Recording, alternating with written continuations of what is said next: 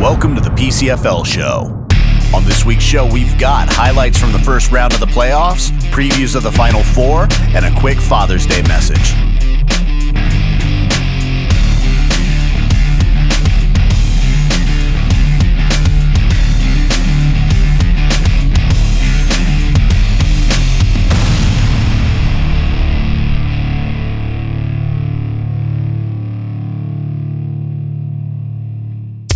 The PCFL Show is brought to you in part by MD Concepts. For all your design needs, call 916-747-9255. Also by HostedSports.com, the only one-stop place for all sports on the web. Be sure to like the PCFL Facebook page and PCFL Show links and share those links so we can get more friends, family, and fans involved with their local teams.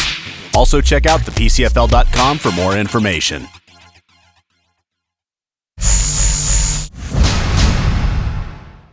The Stallions get on the board first as Dupree Elay takes the handoff and takes it in for the touchdown. Anthony Gagliano puts the point after through, and it's deja vu all over again as Dupree Elay takes in another touchdown. And the Stallions are out to a 13-0 lead. Early in the second quarter, the Barnstormers were driving, but they're turned away by Ron Birdsall, who picks it off. The Barnstormers defense holds, and on the ensuing possession, Nick Breland takes the handoff, makes some outstanding moves, and takes it up the field to put him in the red zone.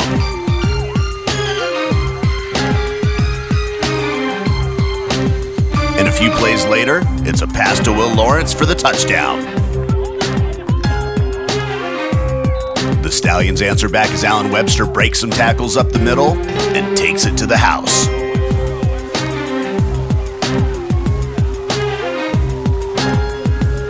And on the next possession, the Barnstormers run a well-executed screen pass from Will Kilday to Dante Mills, who makes a cut and goes the distance for the touchdown. Near the end of the half, Will Kilday throws it up, and Will Lawrence brings it in for the touchdown. The point after was good, and the Barnstormers take the lead at the half, 21-20. In the third quarter, fullback Alan Webster takes it in for his second touchdown of the day. And Dupree Elay adds to his total with this 58-yard run for a touchdown.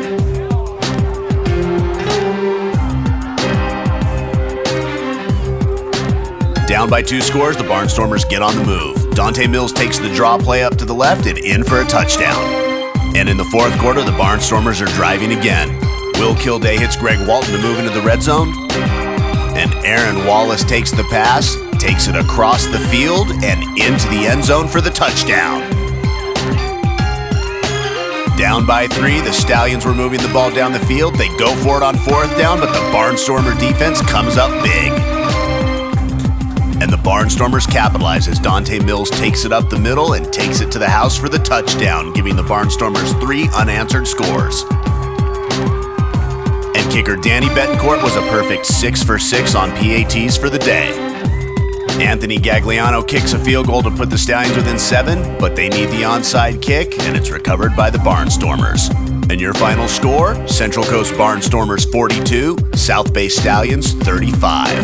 And the Central Coast Barnstormers advance to the second round of the PCFL playoffs. You are watching the PCFL Show with your host, Angry Mike.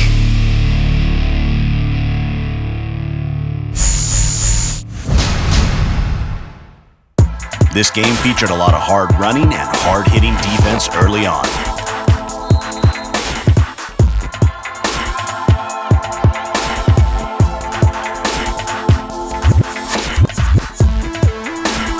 The Fury got on the board first with a field goal from Nick Whitaker.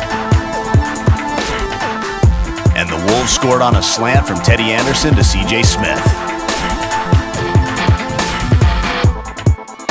Later in the quarter, Eric Spivey strips the ball from Jamal Cornwell and scoops it up and takes it back for the touchdown. Later in the quarter, in the red zone, Blake Morey rolls out and hits Robbie Longan in the back of the end zone for the touchdown.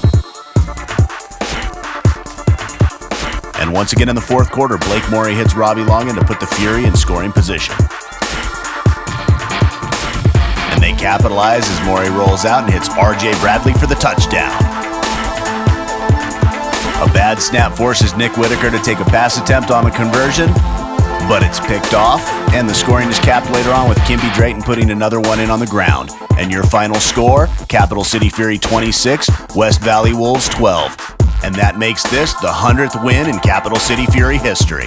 The Fury advanced to the second round of the playoffs.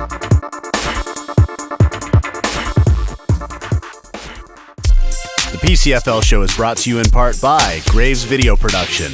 Capture life's great moments. Go to gravesvideo.net. Also in part by Sweet 51 Video Productions, official videographer for the West Valley Wolves.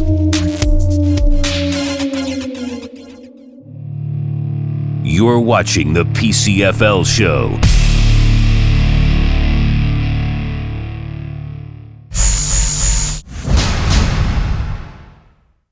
A few things have changed since the last time the Capital City Fury played the NorCal Knights. The Fury have hoped to stabilize the quarterback position with better play from Andrew Betancourt and Blake Morey, while the running game and the defense want to keep doing what they're doing.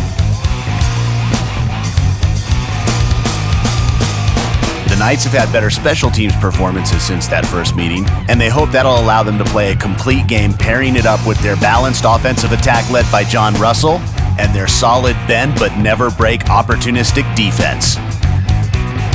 Key matchups to watch in this game are the Fury secondary versus the receivers of the Knights, and can both teams keep their cool and not let their emotions get the better of them. The Capital City Fury take on the NorCal Knights this Saturday, 2 o'clock kickoff at Castlemont High School in Oakland. Sponsored by Shop Smart Insurance Services. Call for a free quote today at 510-537-7711.